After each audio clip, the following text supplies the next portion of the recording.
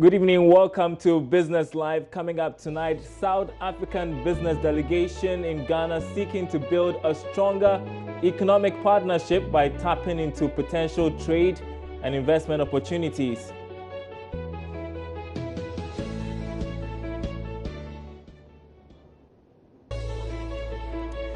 Also ahead, economists paints gloomy picture of the economy if banks' non-performing loans are not urgently tackled by government.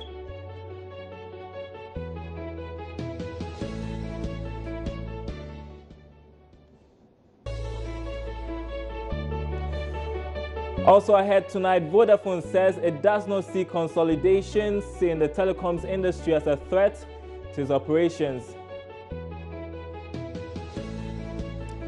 Thanks for being with us. I'll have the details in a moment.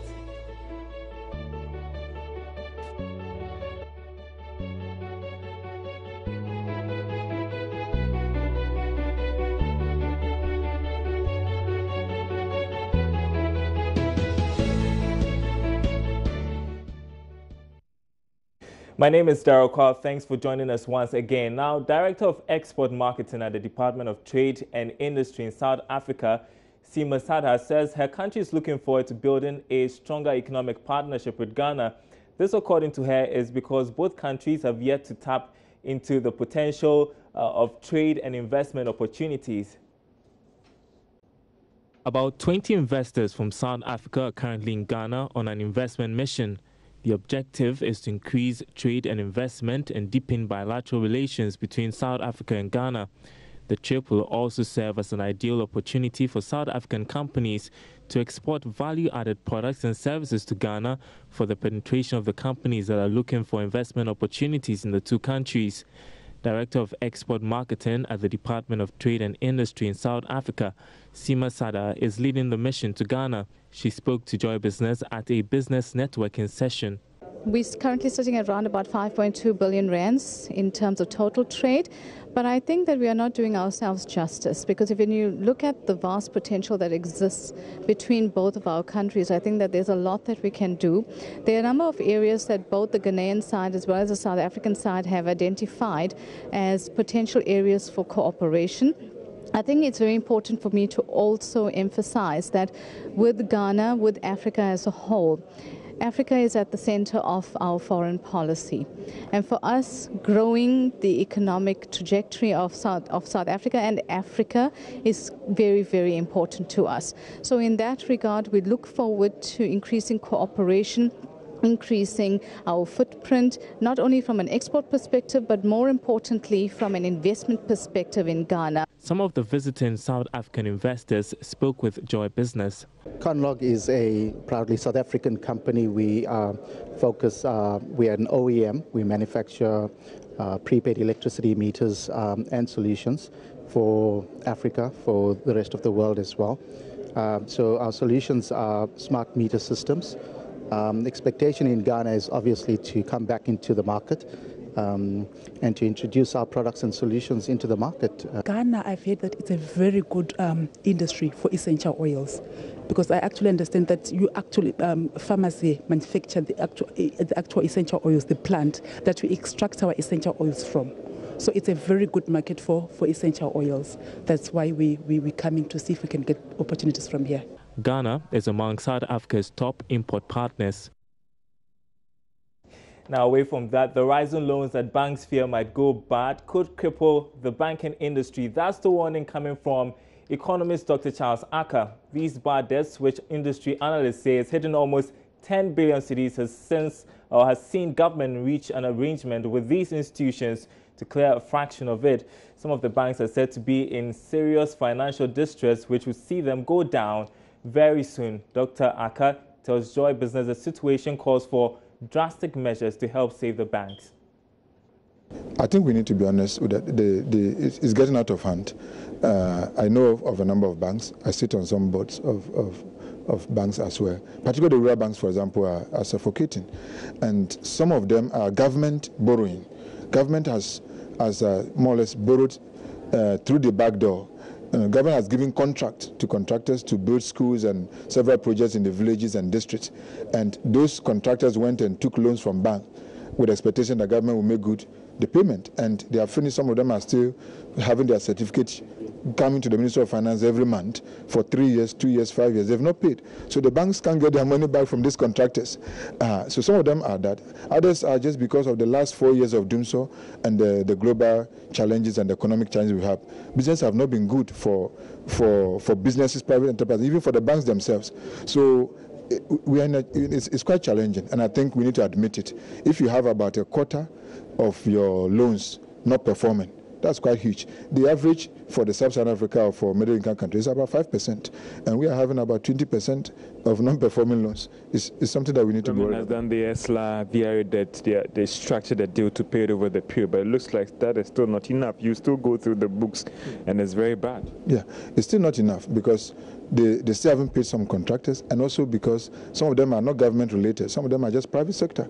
Somebody went and took a loan to start a business, and then doom so collapsed the business. He can't pay the loan. And there are many of them. Thousands of businesses have collapsed in the last 4 years. How do they pay the loan? So the banks, they are struggling how to get these loans back.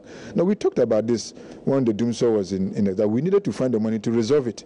And the longer we delayed for 4 years, we saw businesses collapsing and people losing jobs. And therefore, they can't pay. And they have gone for loans. They can't pay. So it will take time. And if it gets out of hand, government needs to come in to bring a bailout. That's what you comment? Well, if it gets out of hand, at the moment. But some are saying that it is getting out of hand. So, well, I think the new government needs to look at it, and if it's something that's going to bring a crisis, we want to avoid it. So, I mean, we've seen it in Europe and we've seen it in America. So, we want to avoid a banking crisis. So, if it means we need to come in, step in at the right time, we should do so. Meanwhile, President of the Association of Bankers, Hassan Andani, has disclosed to Joy Business government has been able to clear up almost 400 million cedis out of the total energy sector debts owed banks in the country. He said these payments were made at the end of last month. The about 3 billion cedi debts incurred by power companies nearly crippled the operations, as most of them struggled last year to secure credit from banks. But Mr. Andani tells Joy Business this will force banks to review credit extension to the sector. The legacy debts are cleared, and most of these companies get back to some form of decent operations. The banks that have appetite within the area will find the need to go. But essentially, again, it's because of the restructuring, the deregulation of the sector. So once the deregulation continues to show is holding, and you can make a market sense out of the operations, banks will be happy to do that. Yeah. Okay, so one would say that you made progress with these NPOs. How are these arrangements going to impact on the NPO? Because it's still a major problem for a lot of the banks and even for industry watchers. Oh, yes. So, look, the BDCs and the energy sector would alone have been accounting for a little over 50% of that. So once you resolve that, then you're certainly going to see a massive drop in the NPLs. And we still have to see how the December numbers come out, but essentially by June of this year, most of the companies, most of the NPL positions should be clearer and probably start to trend down more significantly. Let's turn to aviation now. A new managing director of the Ghana Airport Company, John Atefua, says his immediate priority is to focus on making Ghana the hub for aviation business in West Africa. The former chief executive of the National Petroleum Authority was last week nominated as MD for the airport company and approved by its board yesterday. Mr. Atefua tells Joy Business this vision will be supported by quickly improving infrastructure at the country's airports. Ghana Airports, in order to achieve these objectives, are set out to expand its facilities. So Toka now has 2 terminals and we are on Terminal 3. It is our hope that that will be completed in time.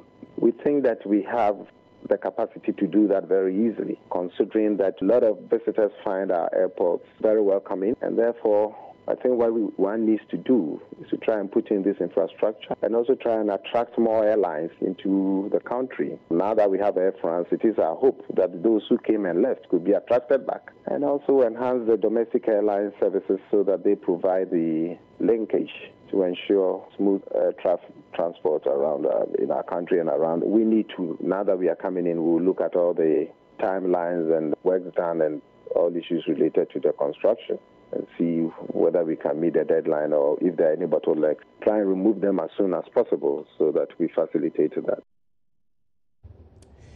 Vodafone Ghana says it does not see consolidations in the telecoms industry as a threat to its operations.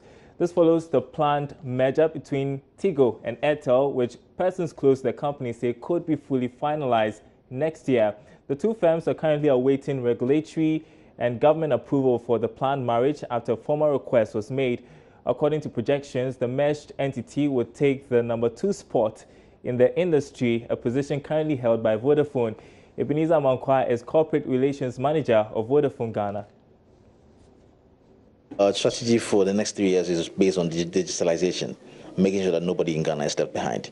That is a strategy that we will not renege at all on.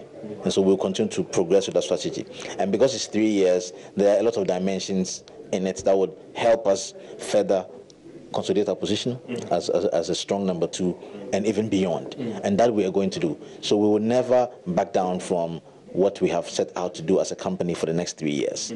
This has just happened, but of course, every company strategizes when market conditions continue to evolve, and that is no different with Vodafone. But that's not the key thing that you've already outlined in the public that you're looking at to consolidate your position and even leapfrog as well to possibly number 1. Well, as we speak, you know, we have introduced Vodafone Fiber to the homes. Vodafone Fiber is a platform that is beyond the copper broadband that we currently produce. And fiber is one platform that we can use to enhance our market share, to enhance our subscriber base as we move on. As we speak, we are now a supernet, meaning that, George, as we speak today, Vodafone gives you the platform to become all that you want to be, whether at home, in the office, or on the go. And that will never change. As we move along, in fact, next 3 weeks, we are going to unveil a new product that is a subset of SuperNet, and it will continue to the year end to further open our frontiers and expand our subscriber base. So that is an ongoing process. In your engagement in Tamale, you spoke about still being interested in 4G. Is that what I get from you? Initially, the commentary was that, well, that is not the focus now. Are you now more upbeat and more focused now in securing that license? George, so our approach 4G like this. Is 4G the latest frontier of technology? Yes. Does Vodafone want 4G? Yes. Is it good for our customers? Yes. Can we afford it at the price now? No. Let's move on now. And the British Council will be holding a regional summit known as the Enterprise Africa Summit, aimed at strengthening social entrepreneurship in our part of the world as a viable option for resilient development. The 3-day summit, which kickstarts tomorrow, hopes to bring together governments, academia, policymakers, private sector, investors, development partners, civil society groups, and entrepreneurs from across sub-Saharan Africa and the UK to explore innovations in policy and practice in enterprise development. Sydney Hushi is the partnerships lead of the British Council, joins me now on the phone line. Sydney, tell me why this summit has become so important. Thanks a lot, Daryl, and thanks for the opportunity to speak about the summit on the news. I think basically social enterprise, like you said, has become the next game changer, where we are creating opportunities to grow business and enterprises, but at the same time solving social problems. So let me give you this simple analogy. You have this one guy who has a business, makes profit, invests the profits in buying Ferraris and traveling around the world. And you have this other guy who grows his business, makes profits, and invests the profits into society.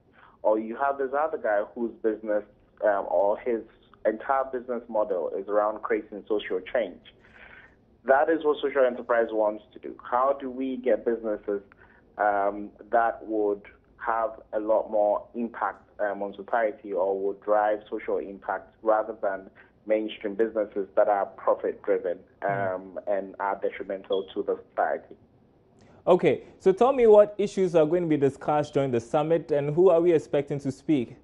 Okay, so the summit is happening from tomorrow, 22nd to 24th. 22nd tomorrow is at the British Council in Accra. 23rd and 24th at the Kempinski Hotel, Gold Coast Hotel. We have a number of forums, one on education, one on private sector development. And then on 24th in the afternoon, we would have a live broadcast actually on Joy FM, okay. Moderated by Elikem Lutifafakoyin here. It's bringing together seasoned entrepreneurs who will be debating with young entrepreneurs from across Africa. We're expecting about 23 countries across the continent attending the summit, about 500 people from all these different countries attending the summit. Now, the president of the country, His Excellency Nana Akufo-Addo, will be giving the keynote on Friday morning, on the 24th in the morning. There are other lords from the UK Parliament, there are other seasoned social entrepreneurs from the UK, and ministers from Tanzania and also from Kenya, trade and industry ministers. Our own trade and industry minister would also be speaking on the 24th. Tomorrow, the Minister for Tourism is opening the Creative Arts and Creative Economy Forum here at the British Council. And the Minister for Business Development will be opening the summit tomorrow evening as well here at the British Council. Great. Thanks very much, Sidney Hushi will be certainly covering that for our viewers. Thanks very much indeed for that update. Well, in other news tonight, the DKM saga dealt a heavy blow to a number of depositors in the Bunahafa region and beyond. Many depositors are yet to retrieve all their monies invested into what has become one of the worst microfinance scams to hit the country. The Hotline documentary continues with an expose on the financial scandal in the documentary titled Losing a Million. Let's catch some excerpts. DKM is an acronym for Dele Kunde New Martin. That's the name of the founder and then chief executive of the defunct microfinance company. For him, the vision that birthed DKM Diamond was one which sought to only redeem what he says was the bad image of the microfinance subsector as a whole in the eyes of a customer, and not to hoodwink any depositor. The subsector, he tells me, still possesses enormous potential to be exploited. You know, DKM came in the limelight when almost all the microfinances, in fact, the name of the microfinance subsector was being dragged to the mat. And DKM came, sustained, made sure that, oh look, if we promise you of this, please, the day you come, you get it. This is the transaction you want to withdraw. Come, you come at any time. And that was what most of the microfinances, I think, well, I will not say they were not doing. They were practicing, but they were not active. Maybe their strategies were not all that helpful to the society in which they were. But they should have thought of it, look, our people are demanding for this. Let's try to see how best we can help them. And if it is helping them out, why don't we go the extra mile? We can talk to the Bank of Ghana people. Look, the microfinance subsector is good. It's a good platform. But an initial amount of 3,500 cedis have since been increased to 10,000. This, the acting Registrar General, Jemima Owari, says, has culminated in about 80% of the depositors affected paid off. DKM is a very special case. It's not the normal liquidation in the sense that there was more of a humanitarian, effect to this whole thing. That's how come we galvanize ourselves to do what we're doing. So clearly we started off with a cap at 3.5. As I keep on saying, it depends on the assets that we liquidate. And we are still in the process of liquidating. So for now, we've reached 10,000. 10,000 for those who put in claims, 10,000 and above, we'll have another tranche of negotiations with them. Depending on the assets that we're able to continue to liquidate, we'll be able to pay a bit more. And I believe after that, then there'll be no more. There's going to be the third and final. With the 10,000, I think we've covered about 80% of depositors who had claims. Really? Yes. if they are all able to come and collect their money, payment is still ongoing. So the 20% is the one that we'll have to now. They are the really huge ones. We'll now have to negotiate with them in total. But we told you it was about 540 million Ghana cedis. You know, it's now 10% and below that are getting payments. Those who have 10,000 and above will have another tranche with them. Okay. Yes. Well, cut the continuation of the documentary by our Kuku Aban we started airing yesterday on the Joy News channel. Make a date tonight at 6:30 for the concluding part. You're still watching Business Live. Now, in other news, Agric Minister Dr. Efia Akoto has warned increases in food prices could affect food security in Ghana. The situation is also a major contributor to the slow growth of Ghana's agric sector. But in an interview with Joy Business, Dr. Efia Akoto revealed government will tackle the issue of food security in its Planting for Jobs program. The state of food security, you know, Ghana, we are located in an area that God has blessed with good soil, rainfall, sunshine, everything. So nobody is starving in Ghana, but that's not the issue. The issue about security is to do with nutrition. You know, our fish catches are going down. Our livestock department is not doing well. There's very little milk. I don't know the last time you drank milk.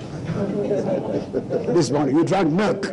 Well, from a supermarket imported from South Africa, isn't it? Yeah. So we have livestock is another area. So we need to increase our protein content in our diets. And food prices in Ghana are just too high. When I say in Ghana, I'm talking about Accra, Kumasi, Tamale, Takoradi. When visitors come, they are amazed about the price of food. We need to bring this down, and the only way to do it is to increase the supply of food. This is why this whole thing is not only to make a decent meal for the average family in the urban area. We have to reduce food prices. And we can do that by generating the surpluses, by increasing productivity as one part, exporting surpluses abroad beyond us as another, and also adding value and all that. So there's a whole range of activities that are linked with this planting for food and jobs. If we, in fact, we project that if we have 200,000 farmers participating, we'll be able to do 300,000 metric tons of maize alone. 300,000 additional. So it's 1.7 million metric tons that was produced last year. On average, that's what is produced. We'll be doing 2 million. We could go to 2.5 million metric tons. We could go to 3 million. We could do 6 million. We have the potential. So we just need to focus, but we need to learn how to crawl before we walk, before we run. And that's the essence of this whole program of stepping up and stepping up and stepping up in the 4 years of this administration. Time now to take a short break. We're back with our interview of the day.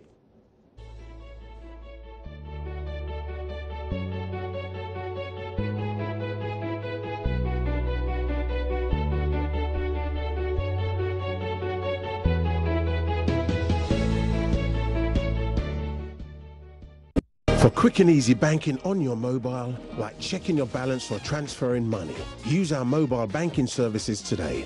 To find out more, visit us online at ecobank.com.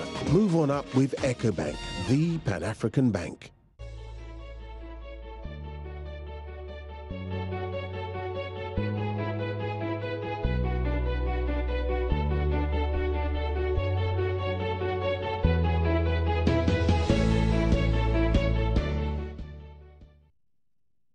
Welcome back to Business Live. 1 to 10 focus now to our interview of the day. Now, credit reference bureaus who fail to register their activities at the Data Protection Commission will soon be prosecuted for breaching the Data Protection Act. This was disclosed by Executive Director of the Data Commission, that's Teki Akwete-Falconer. According to her, the Commission has received reports on some data collecting agencies, including the credit referencing bureaus, about mismanagement of their personal information. This, she says, violates their privacy and undermines the process of getting all of them registered or face the law. She spoke to Joy Business after a media sensitization workshop in Accra.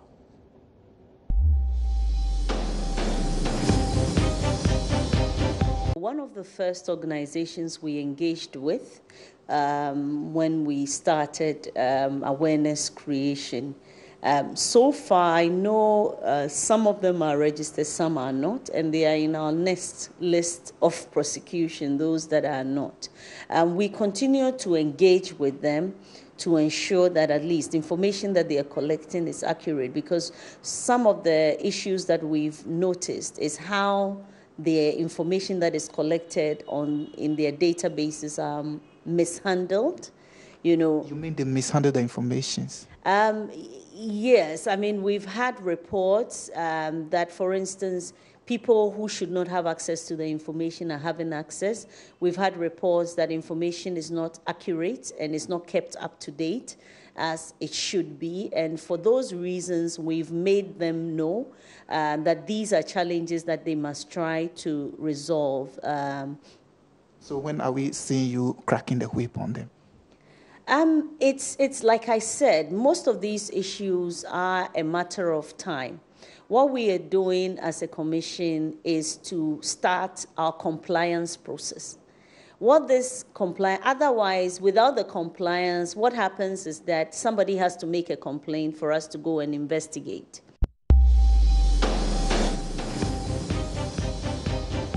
Time to say goodbye. Thanks for watching Business Live. We are back tomorrow. My name is Daryl Kwao.